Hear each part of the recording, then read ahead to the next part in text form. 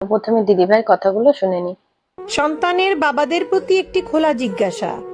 মায়ের বুকের দুধ তৈরি হয় তার শরীরের প্রোটিন দিয়ে, সন্তানের একদম ঠিক হাড় কথা। তৈরি হয় মায়ের হাড়ের ক্যালসিয়াম থেকে।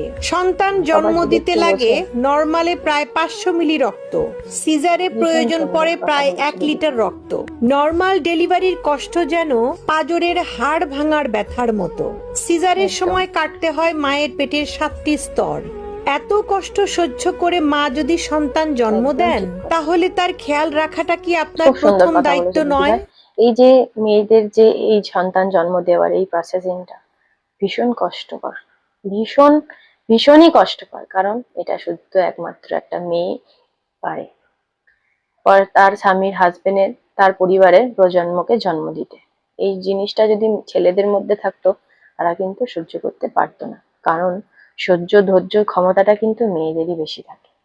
এই সময়টা যদি মেয়েরা নিজেদের শরীরের হাড় ভাঙনি, ক্যালসিয়াম ক্ষয়ে শরীরের রক্ত বার করে যদি একটা জন্ম দিতে পারে তার প্রজন্মকে, সেই মেয়েটার প্রতি কি কর্তব্য, দায়িত্ব, ভালোবাসা দেওয়ার এবং তার একটু কেয়ার করার কি দায়িত্ব তার স্বামী বা তার পরিবারের নয়? আমি তো এটা মনেই করি না। কারণ প্রত্যেকটা স্বামীরই উচিত এই সময়টি মেয়ের পাশে থাকা এবং তাকে সমস্ত যত্নার্থীতে তাকে সুস্থ করে তোলা। কারণ এই জিনিসটা, এই প্রসেসিংটা একটা মেয়েই জানে কতটা কষ্টকর। কারণ এই জার্নিটা কেউ বুঝতেই পারবে না, নর্মাল মনে হবে। আগেকার দিনের মহিলা ভাবতো প্রত্যেক, আমাদের তো এতগুলো ছেলে মেয়ে, এটা কোনো নর্মালি ব্যাপার, কিন্তু নর্মাল ব্যাপার না। একটা মেয়ের মুচমেয়ে ব্যাপার থাকে।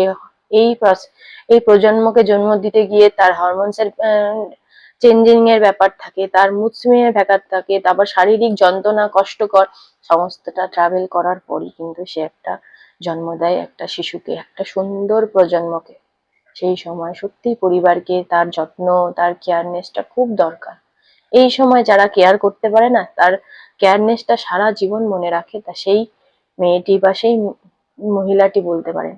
কারণ এই সময়টা মেয়েদের জীবনে ভীষণ সেন্সিটিভ হয়, ভীষণ কষ্টকর। সেই সময় যদি কেউ পাশে থাকে না, তার কৃতিত্ব সারা জীবন মনে থাকে। এটা আমি নিজেকে দিয়ে ফিল করি। কারণ এই সময়টা সহজেও ভোলা যায় না। তাই প্রত্যেকটা প্রজন্মকে জন্ম দেওয়ার জন্য একটা মেয়ে যখন তার মাথার উপর তুলে নেয়, অবশ্যই তার একটু কেয়ার করাটা আমরা তো আশাই করতেই পারি। তাই প্রত্যেক স্বামী এবং পরিবারকে বলবো, সেই মেয়েটির পাশে থেকে তার যত্নার্থী নিন এবং আপনার প্রজন্মকে সুস্থভাবে বড় করে তুলুন। তার সাথে সাথে আপনার পরিবারের